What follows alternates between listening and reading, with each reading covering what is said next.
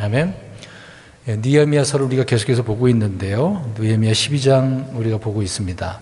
근데 바벨론에서 돌아와서 성벽을 재건하고 또 도시를 재건하고, 이것은 겉으로만 이 문제이지 내부적으로는 굉장히 어려운 상황이죠.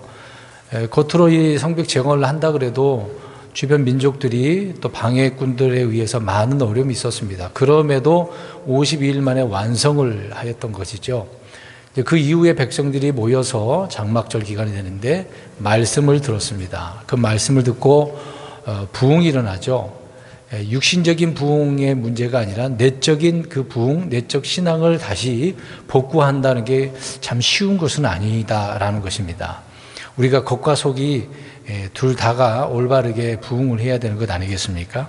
그런데 당시에 얼마나 어려웠겠어요. 그럼에도 느헤미야를 통해서 많은 사람들이 온전히 주님을 섬기려고 하는 그런 내용들을 우리가 살펴보고 있습니다. 이제 그들 가운데 그들이 또 자기들 나름대로 언약을 날인해서 도장까지 찍고, 그렇게 안 하면은 내 쫓거나 죽이겠다라고 하는 그런 또 다른 법을 하나 만드는 경우도 있는 거죠.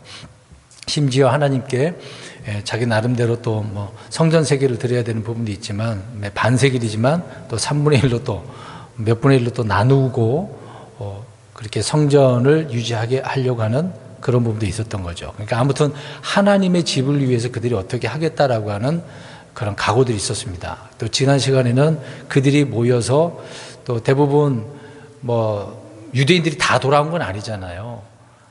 제사장 레위 사람들. 근데 레위 사람들은 거의가 안 돌아왔었습니다. 오죽했으면 에스라도 그랬고 느헤미야도 그랬지만, 에스라서 보면은 찾아다니면서 레위 사람들을 데려오라고 그랬어요. 있어야 될 사람이 있어야 되는 거죠. 하나님의 집을 섬길 수 있는 사람들이 정해져 있기 때문에 그렇습니다. 또 느디딤 사람들이나 또 여러 가지 종으로서 나무 패는 그런 물 깃는 사람들도 있었어요. 유대인이 아니면서도 스스로 그렇게 하겠다라고 하는 사람들도 있었습니다. 그러니까 그들의 명단을 기록하는데, 또 오늘 12장을 보면 제사장들과 레위 사람들 표지에 써 있지 않습니까? 이들의 명단을 지금 이야기하고 있습니다. 그러니까 포로기에서 돌아온 유대인 중에서 제사장들과 레위인들의 명단을 느헤미야 12장 1절부터 26절을 말씀하고 있습니다. 70년의 포로 끝날 때 하나님의 약속의 말씀대로 고레스 왕 그 명령에 의해서 귀환 명령이 내려져서 돌아오게 된 건 아닙니까? 그러니까 누구든지 원하는 자는 돌아갈 수 있었습니다. 근데 그것이 다 아니었다는 거죠. 마음에 돌아가겠다라고 하는, 어떻게 오늘 우리 지난 시간에 살펴봤습니다만은 자원하는 그런 마음이 있는 그런 사람들, 그런 사람들만 있었던 거죠. 그러니까 돌아오게 했을 뿐만 아니라 예루살렘에 있는 하나님의 집을 건축하라는 명령을 고레스가 내렸기 때문에 아주 중요한 거잖아요. 오늘 오전 말씀처럼 다니엘의 70일을 이해하려면 여기서부터 시작을 해야 돼요.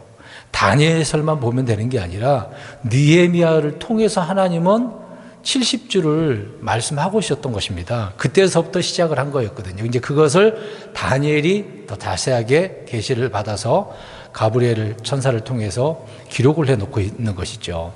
그래서 명령이 떨어질 때서부터 계산을 해서 예수님이 태어날 때까지 몇 일에가 이루어진 겁니까? 70일에서 69일에 77에 49에서 483년만 이루어진 것입니다.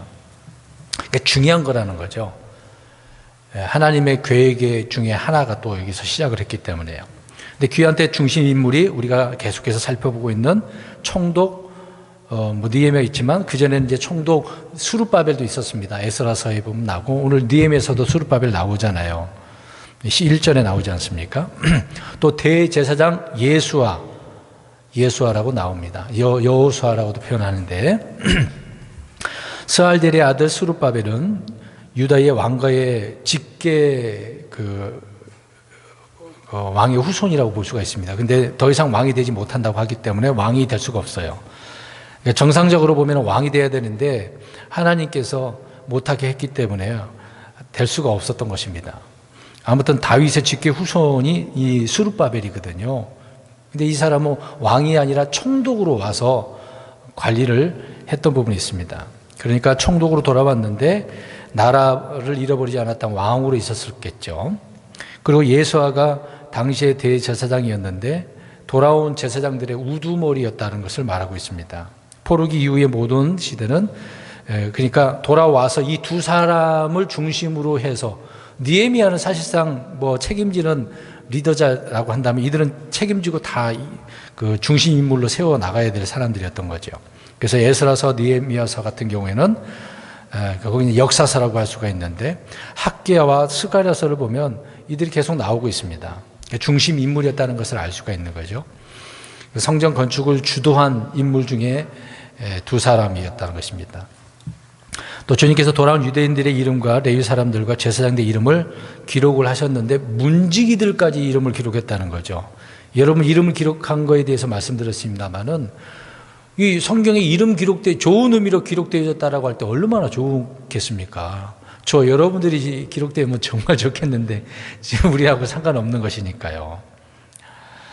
많은 사람들의 영웅들을 언급한 부분도 있지만 사람들 그런 사람들 굉장히 좋아하지 않아요? 우리나라 역사적으로 유명한 인물 중에 딱 꼽으라 그러면 대부분 누구를 꼽을까요? 여러 사람 중에서 혹시 생각나는 사람 있습니까? 위대한 인물 그러면 주로 누구를 뽑을까요?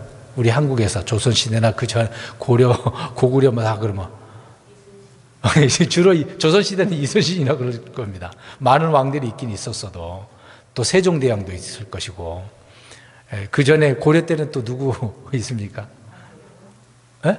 고려 고려를 세운 사람이 누굽니까? 왕건. 그 다른 사람 생각도 안 나요. 사실상 고려에는 전투태우도 있긴 하지만 그리고 또 고려 전에 뭐 고구려, 백제, 신라를 또 어떻습니까? 고구려 그러면 주몽하고 광개토. 신라는 누구예요? 박혁거세, 김유신, 김춘추. 또 백제는요. 옛 백제는 누가 세웠습니까? 소선의 그 아들들이 누구예요? 온조? 온조입니까? 한 사람, 두 아들 중에 한 사람 온조 같은데?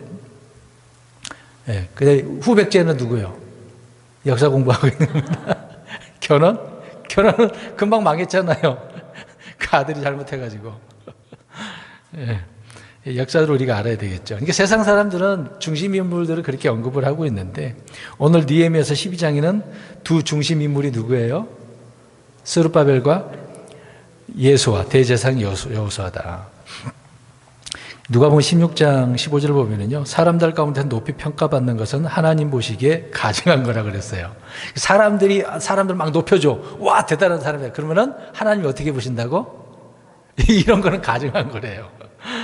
그러니까 하나님 보실 때 어떤 사람이냐가 중요하다는 것입니다.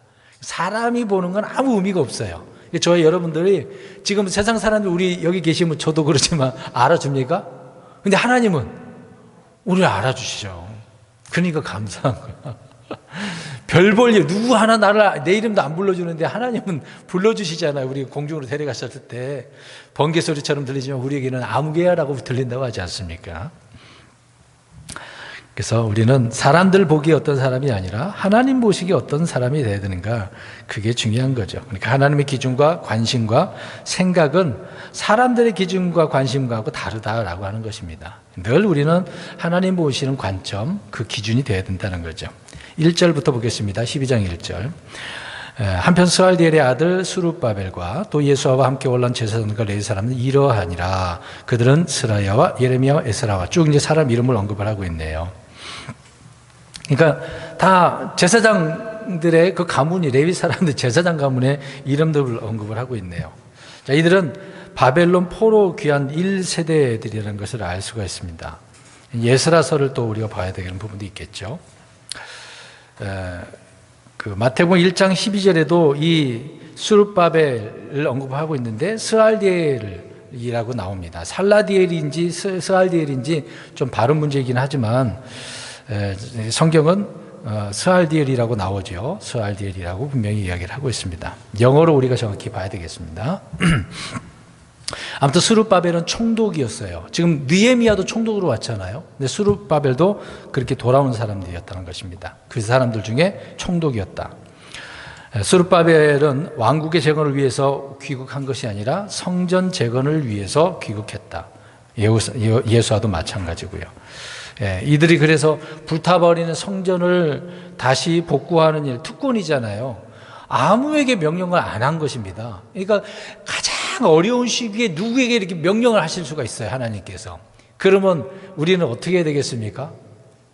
이런 말씀들을 깨닫는 사람은 순종하잖아요. 못 깨닫는 사람은 아니 이렇게 어려운 시국에 그걸 어떻게 해요? 나는 못해요. 그렇게 말할 수도 있어요. 근데 이들은 지금 하나님께서 특권과 의무, 목적을 주어졌기 때문에 그들이 같이 오게 된 것이죠. 이때 돌아온 사람들 보면은 신분이나 어떤 거부들이 돌아오지 않았어요. 다 신분도 좋지도 않고 가난한 그런 사람, 힘도 없는 자들이에요. 그런 사람들이 돌아온 겁니다. 많은 사람들은 안 돌아온 것이지만. 우리가 알다시피 이스라엘이 1948년도에 5월 달에 독립을 할 때도 다 안 돌아왔습니다. 좀 어려운 사람이 돌아왔어요. 대부분 거부들이 어디에 있습니까? 지금 유대인들이 잘 사는데 거부들은 주로 어디에 살아요? 모르십니까? 미국의 월가라고 생각하시면 돼요. 아직도 그들은 미국에 있습니다. 안 돌아왔어요. 그러니까 돈 있는 사람들은 안 돌아온다니까요. 힘들고 어려운 사람들만 돌아오죠. 그러니까 역사를 보면 우리가 다 이해를 할 수가 있는 부분이 많이 있습니다. 주님께서 그래서 이런 사람들에 대한 기록을 아무렇게나 하고 있지는 않다는 거죠. 중요한 포인트, 핵심적인 그런 사람들을 기록을 하고 있는 것을 보게 되어집니다. 그 다음에 2절부터 7절까지는 그 사람들의 이름을 좀 기록을 하고 있네요. 그러니까 예수와 시대에 느헤미야 시대는 약 80년 차이의 그 어떤 갭이 있습니다. 그러니까 포로 1세, 귀한 1세대가 있잖아요. 그러니까 좀 시간이 많이 차이 납니다. 그러니까 느헤미야 때부터 예수님 탄생까지 몇 년 걸렸다 그랬어요, 아까. 70일의 중에서 69일이니까 483년이잖아요. 근데 신약과 구약의 중간기가 400년이거든요. 말라기까지가, 느헤미야에서부터 말라기까지가 83년 정도 된다고 생각하면 되겠습니다. 이게 어쨌든 간에 기간이 중간중간 이렇게 많이 차이가 있네요. 당시 1차에 돌아온 핵심 인물인 제사장들의 이름과 레위 사람들의 명단을 기록을 하고 있는 것인데, 근데 이왕이면 좀 기술자들이 돌아오고 또 똑똑한 학자들이나 부자들이나 상인들이 돌아오면 얼마나 좋았겠어요. 그러나 돌아온 사람들은 가난한 사람들. 여러 번 반복해서 말씀드리는 것입니다. 어떻게 보면 이제 보세요. 생산성이 있어요, 없어요? 전혀 없어요. 이들은 주로 하는 일이 뭔데? 제사장들이니까 주로 성전에서 헌물대로 하나님 앞에 그것밖에 없어. 땅을 씨를 뿌려가지고 농사하는 그런 사람들이 아니란 말이에요. 그러니까 생산성이 없어. 어디에서나 이런 사람들 안 좋아하잖아요. 아니, 저는 와갖고 괜히 밥만 축낸다고 하지 않습니까? 어떻게 보면 그런 의미거든요. 그런 사람들이 돌아온 거예요. 그러면 이런 사람들을 다른 지파 사람들이 먹여 살려야 되는 거거든요. 어떨까요? 힘들죠. 지금 돌아와도 생산하는 것도 힘들지도 않아. 다 세금으로 바쳐야 돼요. 이거 얼마나 힘들겠습니까? 제사장들과 레위 사람들은 성전이 없으면 존재의 의미나 목적이 없고 백성들로부터 11조와 헌물을 받아 생활하기 때문에 나머지 백성들에게는 그래서 상당한 부담을 가질 수밖에 없는 것입니다. 이스라엘의 이런 내용들을 보면 이거 어떻게 사냐? 이런 생각할 때가 많이 있어요. 특히 레위 제사장들 사람들 경우가 바로 이런 부분이죠. 성전에서 일하는 사람들은 백성이 어떻게 해야만 해요? 목에 살려 갖다가 맞춰야만 먹고 살 수가 있어요. 근데 그걸 안 하면 이 레위 지파에 있는 제사장들은 어떻게 합니까? 굶어 죽는 거예요. 그러니까 성전을 팽개치고 떠나가서 자기 먹고 살 일을 찾을 수밖에 없었던 거예요. 그게 유대인들의 역사적인 사실들을 우리가 볼 수가 있습니다. 그러니까 제사장들이 많이 돌아왔으니까 백성들의 입장에서 보면 먹고 살기도 힘든데 그들을 먹여 살려 하니까 어렵겠죠. 어떻게 보면 이들이 돌아온 사람들은 민폐나 다름없어요. 어떻게 보면 인간적으로 보면 그렇다는 겁니다. 우리나라 역사도 그렇지 않습니까? 여러분 과거에 우리나라 사람들이 일본의 속국에 있게 되었을 때 일본으로 유학 간 사람들은 대부분 어떤 사람이 같아요? 기술자들이요? 대부분 그런 사람들, 대부분 학자예요. 뭐 돈 있는 그런 사람들, 뭐 그래서 영문학, 예술 쪽 그런 사람은 생산성이 있어요, 없어요? 하나도 도움이 안 되죠. 물론 그들 나름대로 그것을 또 정신적으로 영향을 준 것은 사실입니다. 그러나 실제적으로는 도움이 안 되잖아요. 그들이 거기 가서 돌아와도. 우리나라 역사를 봐도 그러는 거죠. 또 뭐 우리나라 사람들 주로 미국으로 유학을 많이 갔었는데 대부분 뭐 기독교인들이 많이 간 부분도 있긴 합니다. 근데 다 생산성이 없어요. 미국 갔다 온 사람들 우리 한국에 돌아와 갖고 그 배운 것들을 다 헌신한 사람은 극소수예요. 정말 그렇습니다. 다 미국에 있죠. 제사장들은 바벨론에서 거의 그래서 할 일이 없었어요. 어찌되었든지 간에 돌아왔고 많이 귀환을 했고 그들의 직무는 제사를 지내는 것과 백성들에게 율법을 가르치는 것들이었어요. 그래서 오늘 이들이 가르쳤다라고 하는 부분을 볼 수 있습니다. 해야 될 일이 무엇인지를 말하고 있는 거죠. 그래, 제대로 율법을 가르쳐야 어떻게 하니까? 그러니까 하나님을 바르게 섬기기 위해 선물을 갖고 올 거 아니에요. 그러니까 성전 재건보다 중요한 것은 그들이 돌아온 유대인들의 마음에 이제 바로 잡기 위해서 율법을 가르쳤고 신정 국가를 이루기 위해서 그렇게 노력을 했다는 거죠. 그러니까 제사장들과 레위 사람들의 직무가 이런 것이었었습니다. 말씀드린 것처럼 성벽 재건보다 무너진 신앙을 회복하는 게 우선순위 됐어야만 하는 거죠. 이제 그런 일을 이들이 감당한 것이다라고 하는 것입니다. 그래서 하나님께서는 돌아온 유대인들에게 이런 일을 허락해 주시긴 했습니다. 근데 뭐 성벽 재건을 허락해 주시긴 했습니다만 왕국을 허락한 건 아니에요. 희한하죠. 근데 돌아와서 왕국 세웠다라는 얘기 있습니까? 없다가 예수님이 마태복음에 어떤 분으로 오셨어요?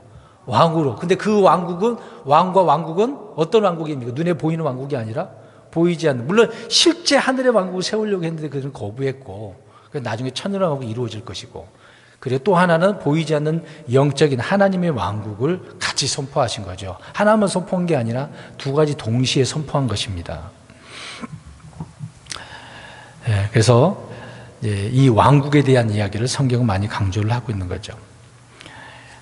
그래서 무너진 다윗의 장막을 이렇게 세우는 거 이들에게 큰 직무였던 것입니다. 그래서 2절부터 7절까지 그들의 사람들의 명단을 기록을 하고 있는 것이죠. 그 다음에 8절, 9절 보시면 또 레위 사람들은 예수와 이름이 좀 반복된 부분이 있습니다. 빈노와 갈미엘, 세레비아, 유다와 마따디아였는데 이 마따디아는 자기 형제들과 함께 감사를 드리는 거. 저번에도 말씀드렸던 부분이 있죠. 또 9절에 몇 사람 그 이야기를 더 언급을 하고 있습니다. 돌아온 레위 사람들의 명단인데요. 자, 이들은 대부분 느헤미야 8장에 언급된 사람들입니다. 우리 앞에 8장에도 나오잖아요. 반복적으로 이렇게 기록을 한 것을 보게 되어집니다. 8절, 9절에 기록된 레위 사람들은 제사장과 달리 많이 돌아오지 않았어요. 앞에서 얘기한 것처럼 레위 사람들 돌아오려고 해서 안 했어요. 안 했단 말입니다. 그러니까 유다와 베냐민 지파와 달리 돌아와봤자 그들은 땅을 차지할 수 있어요, 없어요? 없다니까요. 땅을 차지해서 씨 뿌리고 농사 짓는 일은 이들은 하는 일이 없기 때문에 그러니까 돌아가 봤자 의미가 없다라고 하는 거죠. 근데 어쨌든 제사장 돌아와야 되고 그러긴 했는데 레위 사람들이 망설였던 거죠. 그러니까 레위 사람들의 수는 적었어요. 그런 부분입니다. 에스라가 돌아올 때 레위 사람들이 한 명도 없어서 말씀드린 것처럼 그래서 막 찾아다니는 장면도 있었거든요. 이제 그거는 에스라서를 보면 또 알 수가 있습니다. 그러니까 얼마나 열악했겠어요. 돌아와봤자 스룹바벨 성전은 솔로몬 성전하고 비교가 돼요, 안 돼요? 안 돼요. 막 허름해. 늙은이들은 과거에 대한 것이 있기 때문에 굉장히 우리 문제 풀었습니다. 뭐 어떻다고 그랬어요? 슬피 울었어. 근데 젊은이들은 그것도 모르니까 기쁘고 그랬다고 그러잖아요. 정말 열악한 환경이었었습니다. 지금의 입장을 한번 생각해 보세요. 대형 교회에 있는 담임 목사, 부교육자들은 괜찮을 거예요. 대형 교회는 성도들이 많아서 유지가 잘 되니까 뭐 넉넉하게 또 그렇게 어려움 없이 생활할 수가 있거든요. 근데 개척교회는 어떻습니까? 어려워요. 어느 교회 지금 우리나라 현실을 보면 개척교회 다 어렵습니다. 개척교회라고 정말 여유가 있고 그렇지는 않아요. 생활하는데 많이 어려움이 있습니다. 느헤미야는 성벽 재건을 하고 난 후에 가장 먼저 이런 부분을 그래서 해결한 것이죠. 성전에 필요한 경비를 충당하기 위해서 성전 세금, 성전에 법적으로는 반세겔이 있지 않습니까? 또 그런 부분에 있어서 서명하고 날인했다. 그래서 3년 3분의 1씩 그렇게 매년 내게 했다라고 하지 않았습니까? 그리고 레위 사람들에게 필요한 헌물과 11조를 내게 했고, 안 냈으니까 내게 한 거고, 백성들이 맹세하며 자기 이름으로 날인했다는 걸 우리가 살펴보지 않았습니까? 8절 후반부에 보면 마따니아가 나오네요. 말씀드린 것처럼 이 사람은 무엇을 했다고요? 감사. 정말 우리 그리스도인들 감사 많이 해야 돼요. 짜증내지 마시고 막 힘든 일이라 하더라도 감사해야 될 것이 분명히 있거든요. 어떤 일이든 그 가운데 하나님께 감사할 것들을 찾아서 감사를 해야 되겠죠. 마따니아가 그런 사람이었다. 이거는 자기 의지대로 하는 거거든요. 감사는요. 막 억지로 하는 게 아닙니다. 자기 의지대로 감사하는 거죠. 우리 레위기서 한번 볼까요? 레위기서 찾아보겠습니다. 22장. 레위기서 22장 찾아보세요. 29절.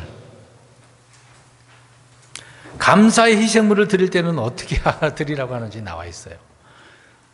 지금 그래, 이거는 의무적인 게 아니에요. 22장 29절 시작.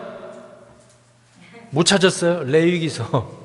레위기 시작. 자신의 의지대로라고 그랬어요. 자신의 의지대로. 이건 의무라고 생각하면 안 돼요. 스스로가 의지대로 감사를 하셔야 되는 거죠. 율법이지만 실질적으로 또 사도 바울이 감사라 그랬잖아요. 감사도 희생제물입니다. 모든 일에 우리는 감사하는 것이 하나님의 뜻이라고 말씀을 하고 있는 거죠. 그런 부분에 있어서 마따디아가 이런 직무를 맡았대요. 이것도 직무라고 말을 하고 있네요. 정말 감사하는 일 중에 핵심이 주께 감사하고 주님의 이름을 부르는 것이기 때문에 주의 이름 부르는 것도 이제 찬양하는 부분이잖아요. 감사, 찬양입니다. 그러니까 찬양과 감사는 언제나 함께 해야 된다고 히브리서 13장 15절에 말씀을 하고 있습니다. 계속해서 찬양의 희생을 하나님께 드리자라고 되어 있죠. 그것이 우리의 입술의 열매다라고 이야기를 하고 있습니다. 그러니까 레위인들은 주께 찬양하고 감사하는 일을 맡았대요. 그런 것처럼 우리는 영적 제사장들이니까 이런 일을 부지런히 해야 되겠죠. 그 다음에 10절부터 12절입니다. 10절부터 예수하는서부터 시작을 해서 12절 하나냐까지 나오는 인물들입니다. 예수와 포로기에서 돌아온 1세대인데 예수아가 1대이고 자기 후손 6대를 기록을 하고 있습니다. 예수아부터 시작을 해서 6대를 기록하고 있는 거예요. 그 후손들까지. 제사장들의 우두머리들이 이제 계속 21절까지 나오는입니다. 이들은 2세대라는 것을 알 수가 있어요. 포로기환에서 성전 건축까지 20년이 걸렸어요. 자, 귀환에서 건축까지 총 귀환에서 이게 처음에 돌아와가지고 중간에 멈췄었거든요. 성전 건축, 이게 성벽이 아닙니다. 성전 건축까지는 성전을 지을 때 20년 걸렸어요. 중간에 멈춰가지고 방해꾼들 때문에 더 안 됐었습니다. 그래서 편지가 오고 가고 하는 기간이 얼마나 걸렸겠어요. 이후부터 성벽 재건까지 80년이 걸렸습니다. 어마어마한 시간이 걸렸어요. 느헤미야가 돌아와서 성벽 재건 완성 때가 연대기로 보면 94년 정도 되는 것입니다. 포로귀환 명령이 떨어져서 성벽 재건 완성 때가 거의 100년이 걸렸다는 이야기잖아요. 이거는 여러분 우리 교회 개척한 지가 지금 12, 13년 되고 있는데 100년이라고 생각해 보세요. 이 두 가지 일을 성전 건축하고 성벽 재건 다 포함해 갖고 100년 걸렸으니 어마어마한 거거든요. 그러니까 세대가 지금 몇 대 기록했다 그랬어요. 6대, 예수아부터 6대가 기록된 거예요. 어마어마한 겁니다. 그리고 요아김 시대라고 언급을 하고 있는데, 이때가 우리가 알고 있는 페르시아 때 불임절 사건, 에스더서 나오죠. 네, 그렇게 생각하시면 될 것 같네요. 많은 시대가 이렇게 흐르고 흘렀다는 것을 기록을 하고 있는 것입니다. 그것이 12절까지 되고요. 13절부터 21절 보겠습니다. 눈으로만 그냥 보세요. 계속 이 사람 이름을 기록을 하고 있는데, 이들은 1세대가 아니라, 자꾸 옆에다 써놓으면 좋을 것 같아요. 13절부터 21절은 1세대가 아니라 그 다음 세대, 돌아온 자들 가운데 그 다음 세대인 것이죠. 귀환한 1세대인 우두머리들과 그 아들들의 이름을 기록을 하고 있습니다.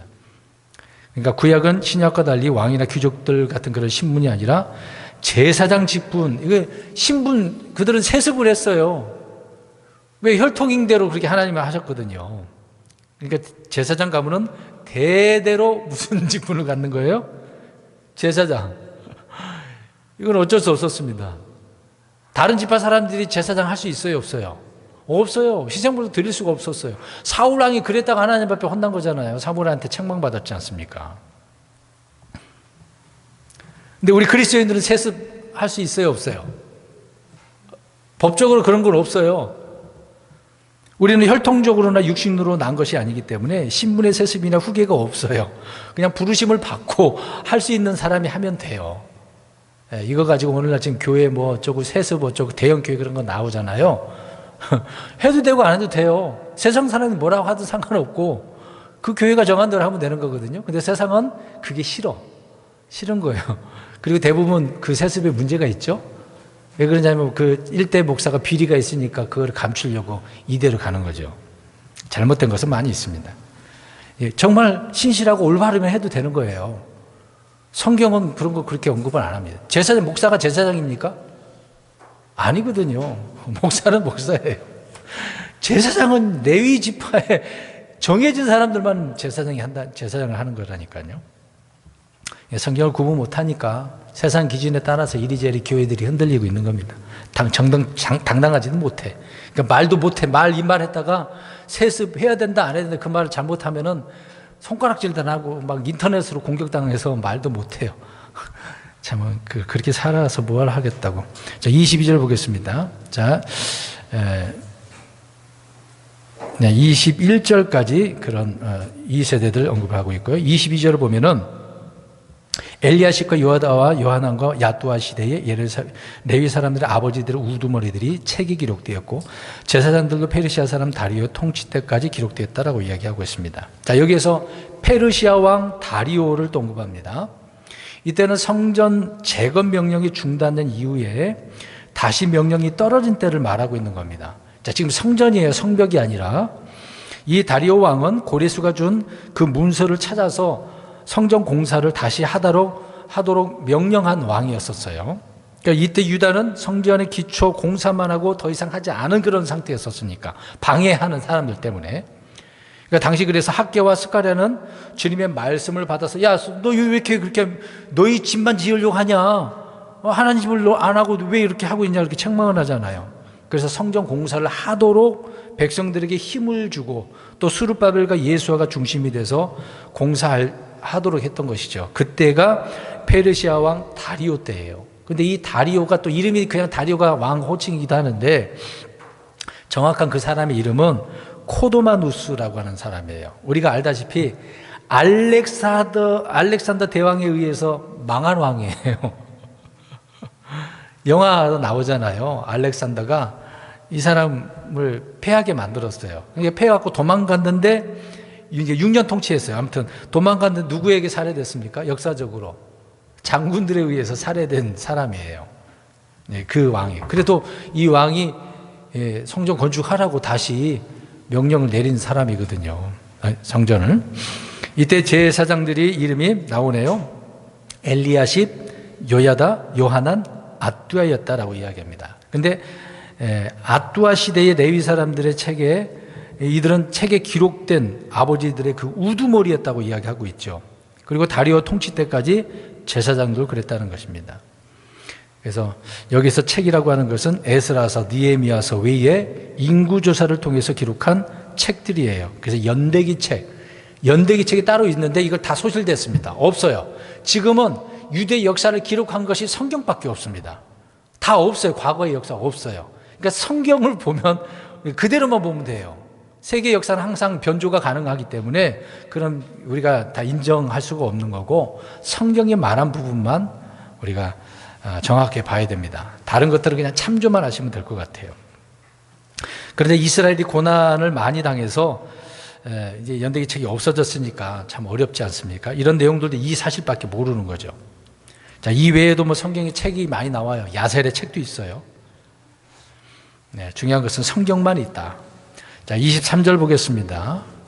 레위의 아들들로서 아버지들의 우두머리들은 엘리야십의 아들 요하난의 시대까지 연대기 책에 기록되었고 이렇게 나오고 있습니다. 모두 연대기 책에 기록된 내용들을 그대로만 보시면 될 것 같아요. 24절 레위 사람들의 우두머리들은 하사비야와 세레비야와 감미의 아들 예수하더라.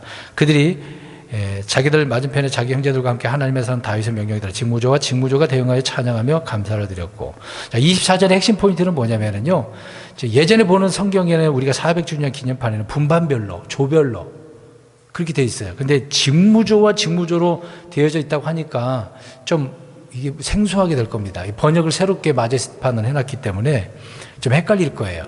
그러니까 직무조와 직무조가 대응했다라는 거를 어떻게 이해하라고요? 분반별로, 조별로 했다. 조별로 무엇을 했다고 얘기 나와요. 24절 끝부분에. 찬양하며 감사를 드렸다. 조별로 그렇게 한 거네요. 그러니까 이들은 자기 형제들과 함께 찬양하고 감사를 드렸다는 얘기인데, 주를 찬양하고 감사드리는 일은 형제들과 함께 하는 거예요. 혼자 하는 게, 물론 혼자 찬양 부를 수도 있겠죠. 그러니까 서로가 지체이고 형제이기 때문에 그렇습니다. 그래서 우리는 서로 사랑해야 되는 거죠. 서로 돕고 위로하고 높여주고. 즉 우리 신약 그리스도인들 그렇게 해야 됩니다. 그리스도인들은 홀로서기 신앙 잘못된, 이거 잘못된 겁니다. 혼자서만 예배드리고 혼자서만 하는 사람들 있죠. 이건 성경적인 것은 아닙니다. 성경은 같이 하라고 그랬어요. 왜요? 건물들로서 같이 세워져야 돼요. 주님이 머릿돌이라고 한다면 옆에 내가 돌 하나가 되어져서 연결돼야 된다고요. 그래야 지역교회도 세우는 거죠. 거기에 소속돼서 우리가 각 지체별로 활동을 하면서 살아가는 거거든요. 근데 홀로 하려고 그래요. 그러니까 건물들로 같이 세워지니까 같이 성장하는 거거든요. 혼자 성장하는 건 잘못된 거예요. 근데 오늘날 많은 잘못 생각하시는 분들이 혼자 하려고 그래요. 그래서 오늘 지금은 인터넷이 발달돼 가지고 교회 안 나온다니까요. 유튜브 본다니까요. 혼자 예배 드렸대. 성경적인 게 아니란 말입니다. 이렇게 얘기하면 또 공격할 사람은 있겠죠. 뭐 이렇게 해도 예배 드릴 수 있다고 생각을 해요. 그건 자기 생각이고, 성경을 보면 같이 하라 그랬어요. 같이. 교회는 불러냄을 받은 무리들이라고 하죠. 서로 하라고 그랬는데 혼자서 할 수 있겠습니까? 사랑도 서로 사랑하라 그랬지 혼자 사랑할 수 있어요? 성경은 서로라는 말이 붙었잖아요. 교회는 그래서 모여야 돼요. 근데 못 모이도록 지금 모든 환경이 지금 바뀌어가고 있잖아요. 그런 사실을 깨닫고 더 모이기를 힘써야 되는데 안 모이려고 한다니까요. 교회 가기 싫은 사람들은 자기 몸이 성전이라고 하면서 핑계를 대죠. 가정에서 홀로 그렇게 하는 겁니다. 두세 사람이 모인 곳에 나도 너희와 함께 하겠다고, 이 말도 있지 않습니까? 이런 말 그러면 나 혼자 주님이 함께 하신다는 얘기예요? 두세 사람 모인 곳에 함께 하는 곳에 함께 하겠다는 얘기죠. 그러니까 우리가 성경을 바로 이해를 해야 됩니다. 그래서 영적 집으로 서로 연결되어서 지어져야 되는 거죠. 모이기를 힘쓰라고 하는 것은 서로 하라고 뭐 물어뜯고 시기하고 질투하고 그러는 게 아니라 우리는 올바른 신앙으로 세워져야 되겠죠. 하지 말라고 하면 하지 말아야 되고, 하라 그러면 해야 되고, 반대로 하면 안 되는 겁니다.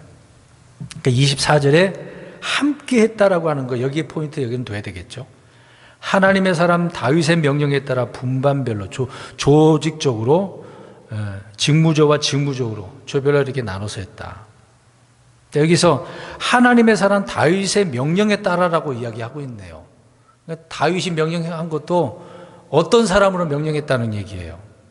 하나님의 사람, 대언자니까. 다윗은 대언자입니다. 왕이면서도 대언한 사람이에요. 시편에 보면은 대부분 다윗인데 대언을 한 거지 않습니까? 그러니까 하나님의 사람으로 명령한 거예요. 하나님의 사람 다윗 왕의 명령. 중요한 것입니다. 근데 보세요. 모세는 성전을 지은 게 아니에요. 성막에 관련된 모든 명령은 모세 율법에 되어져 있지만 성전에 관련된 부분은 다윗을 통해서 명령하신 거예요. 그래서 여기에 모세라고 말이 안 나오잖아요. 다윗이 솔로몬에게 다 알려줬어요. 양식까지 알려줬잖아요. 이렇게 하라 저렇게 하라. 다 알려줬다고 나오잖아요. 그것대로 솔로몬이 다 짓고 사람들도 그렇게 세운 거예요. 그 내용들이 지금 여기 나오는 겁니다. 그래서 이들이 다윗의 명령에 따라 무엇을 했다고요? 24절 끝부분에 찬양과 감사를 드렸다. 주님을 섬기는 것도 그렇지만 이 사람들은 찬양과 감사. 그러니까 다윗은 주로 찬양을 얼마나 많이 한 사람입니까? 찬양할 때 악령이 어떻게 했어요? 사울에게 드는 악령이 떠나. 그 다윗도요. 어떤 음악적인 그런 능력뿐만 아니라 하나님 성령이 함께 하시니까 놀라운 일이 벌어진 거예요. 악령이 떠났다니까요. 여러분 찬양 부를 때 악령 떠난다는 걸 생각해 보셨어요? 그런 경험 안 해보시나요? 내 안에 막이 든다 할지라도 찬양해 보세요. 그런 거 다 사라지지. 찬양의 능력을 모르면 그렇습니다. 찬양의 능력 아시는 분들은 찬양 얼마나 많이 하는데요. 정말 찬양 많이 부릅니다. 찬양. 성경 읽는 것도 중요하지만 찬양하는 것도 많이 해야 돼요. 감사도 많이 해야 되고. 대언자 다윗이 명령한 것이다 라고 하는 것이죠.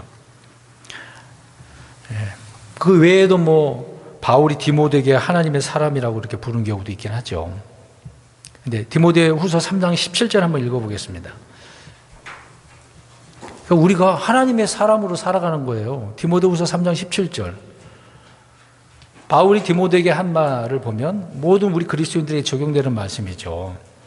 디모데후서 3장 17절 보세요. 우리가 이런 사람들로 갖추어져야 돼요. 자, 첫 번째 앞에 부분만 보면 되겠습니다. 3장 17절 시작. 이것은 하나님의 사람이 완전하게 돼요. 모든 선한 일에 철저히 갖추어지게 합니다. 왜? 하나님의 사람이 우리는 완전한 사람이 되어야 되는 겁니다. 하나님의 사람으로서. 그래서 이 말씀을 보면 하나님의 사람, 곧 그리스도인들에게 주신 말씀이라는 것을 알 수가 있겠죠. 그래서 성경에 어떤 경우에는 천사들에게 하나님의 사람이라고 표현한 부분도 있지만 우리 그리스도인들을 향하여 이렇게 표현하는 거 놀라운 사실이죠. 그냥 하나님의 아들들이기도 하는데 하나님의 사람이라고 표현하잖아요. 우리는 마귀의 사람도 아닙니다. 누구의 사람도 아닙니다. 우리 하나님의 사람인 거죠. 하나님의 사람 다윗은 주의 집을 건축하려는 마음을 가졌지만 못한 이유가 있었죠. 피를 많이 흘려서. 솔로몬이 그렇게 다 했다는 것을 이 구절을 통해서 알 수가 있습니다. 직무조와 직무조 이 부분만 24절에 기억을 하셨으면 좋을 것 같아요. 이거는 성전 규례를 마음대로 정한 것이 아니죠. 다윗이 명령안으로 했기 때문에. 자, 25절 보겠습니다. 25절. 마따디아와 바쿠미아와 이들이 파수, 문지기들이라고 이야기를 하고 있네. 문지기. 근데요, 문지기들의 명단인데 하나님의 집에 문지기는 다윗 시대에 몇 명이나 있었는 줄 아십니까? 지금 우리 교회는 문지기가 없어요. 옛날에는 특히 성전에는 문지기 정말 필요하죠. 아무나 못 들어가죠. 유대인들만 들어가야 되는 부분, 이방인들 가운데 유대교가 된 사람들도 못 들어갑니다. 이방인의 뜰에 있어야 되거든요. 문지기들은 그런 일을 하는데 몇 명이나 된 줄 아십니까? 4,000명이나 있었어요. 엄청나요. 4,000명. 이들은 문을 지킬 뿐만 아니라 찬양하는 찬양대로도 겸해서 했기 때문에 수가 또 그렇게 많았습니다. 주의 집에서 일하는 일은 엄연히 중요한 직무이라는 거죠. 직무. 그들에게는 직무예요, 직무. 해도 되고 안 해도 되는 게 아니라 직무라고요. 반드시 해야 될 일이에요, 반드시.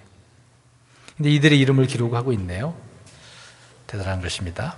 26절 마지막 구절에 이들이 요사닥의 손자 예수의 아들인 요아김 시대와 총독 니에미야와 제사장님 서기관 에스라 시대에 있었더라.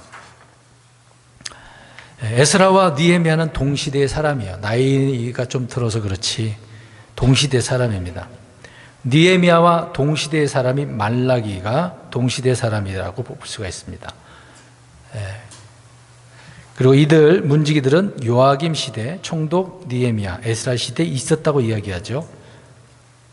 그러니까 포로 귀환 명령이 떨어지고 약 80년이 지난 시점, 아까 얘기하지 않았습니까? 483년 중에 83년, 말라기까지가 83년 그렇게 되고 그 이후로 대원이 끊겼어요. 400년 동안 중간기라고 그래요. 흔히 얘기해요. 신구약 중간기는 하나님이 아무 말씀도 안 했어요.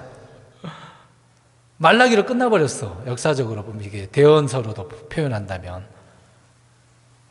그러니까 400년 동안 얼마나 힘들었겠어요. 말씀이 없었으니까. 그러다가 예수님이 오신다고 하니까 놀랬던 거 아니겠습니까? 가만히 있다가 하나님 400년 후에 오셨으니. 페르시아의 왕조가 얼마나 변했는지를 우리가 알 수가 있는데, 페르시아 왕이 처음 명령을 내릴 때가 고레스라 그랬잖아요. 그 다음에 다리오, 그 다음에 또 아하수에로, 아닥사스다, 느헤미야가 아닥사스다 때잖아요. 그러니까 왕이 몇 번 바뀌었어요? 4번이나. 근데 당시 페르시아 왕은 종신이 늙어 죽으면 끝나는 거거든요. 살해당하면 어쩔 수 없지만. 그래서 80년이 지난 부분입니다. 에스라는 아닥사스다의 칙령에 의해 귀환을 했고, 느헤미야 역시 이 왕의 은혜를 입어서 돌아오게 된 것이죠. 이제 역사적인 걸 설명하고 있는 겁니다. 당시 세계사로 우리가 보면 페르시아 제국이 그리스 제국에 망해서 힘이 이제 이동하게 된 거잖아요. 페르시아가 페르시아는 이란이잖아요. 메데 페르시아 망하고 그 다음에 그리스 제국 헬라잖아요. 그 다음에 헬라가 망하면 또 어느 나라가 오죠? 로마가 오죠. 이제 역사 이거는 반드시 알아. 그리스도인들이 어느 정도 알고 있어야 됩니다. 이거는요. 왜 그러냐면 성경하고 연결되어 있기 때문에 그래요. 그들이 유대교를 지배했다니까요. 카이사르 다음에 헤롯 대제, 헤롯 왕 나오잖아요. 마태복음에. 또 그 아들 아그리빠, 또 헤롯 빌립 나오고 계속 지배하고 있어서 그래요. 참 그런 역사를 우리가 좀 알고 있으면 성경도 이해하는 데 어려움이 없다라는 것을 말씀드리는 겁니다. 그리고 또 마라톤 전쟁 들어보셨죠? 그 당시에 있었던 내용이거든요. 페르시아 제국이 그리스 제국에 패한 내용을 담고 있는 거죠. 그래서 마라톤 전쟁, 그 사람이 42.195km를 뛰어서 와서 보고를 하고 그 자리에서 죽었다고 하지 않습니까? 실제 역사예요. 저는 그 내용을 그 내용을 모르고 중학교 갔더니 영어 책에 나오더라고요. 그 영어 책을 설명하면서 선생님이 설명을 하더라고요. 나 그 내용도 뭔지 몰랐어. 나중에 교회 가서 보니까 이런 내용을 역사적으로 이해를 할 수 있더라고요. 아무튼 이때 돌아온 유대인들은 세계의 정세도 보아야 되는 거죠. 그냥 그들만 생각하면 안 됩니다. 페르시아 제국이 자기들을 언제까지 지배하고 있는 것이 아니기 때문에 세계가 어떻게 흘러가는지 알고 또 그 흐름에 가야 되는 거겠죠. 왜? 왕은 이제 더 이상 왕국이 세워지지 않기 때문에 다른 나라에 의해서 계속 흩어졌다가 살아야 되니까 그러는 거죠. 그래서 말씀드린 것처럼 페르시아가 그리스에서 로마로 계속해서 이방인들이 이스라엘을 전 세계를 다스리는 그런 때죠. 그러니까 교회가 물론 예수님 지상으로 내려올 때까지가 이방인의 때라고 성경은 말씀하고 있는 겁니다. 아무튼 이 당시에 활동한 대언자가 말라기까지, 에스라, 느헤미야, 말라기, 물론 학계, 스가랴도 나오지만 말라기까지다. 근데 그 시대의 동시대 인물들이다라고 하는 겁니다. 오늘 제사장들과 레위 사람들의 명단을 기록을 하고 있는데, 이들은 어떻게 보면 생산성이 없는 그런 사람들이지만 무엇을 해야 되는 직무가 있는 거죠? 하나님을 섬기는 직무. 이게 이들에게는 정말 중요한 거예요. 다른 지파 사람들의 입장에서는 저들을 어떻게 먹여 살려 고민되고 그러긴 하지만, 이들은 하나님과 이스라엘 백성들을 중간에서 연결해 주는 사람이기 때문에 정말 중요한 역할을 하고 있는 거죠. 그래서 이들은 하나님의 명령대로 자기의 맡은 일을 했다. 그러니까 하나님의 사람 다윗의 명령대로 했다라고 말씀을 하고 있는 것처럼, 우리 그리스도인들은 우리에게 주어진 명령대로 지금 신약교회 성도답게 우리는 살면 되는 겁니다. 5절 말씀처럼 한쪽에 치우치지 말고 바울 서신을 우리가 중심으로 해서 그리스도인답게 바르게 살아가야 되겠죠. 기도하겠습니다.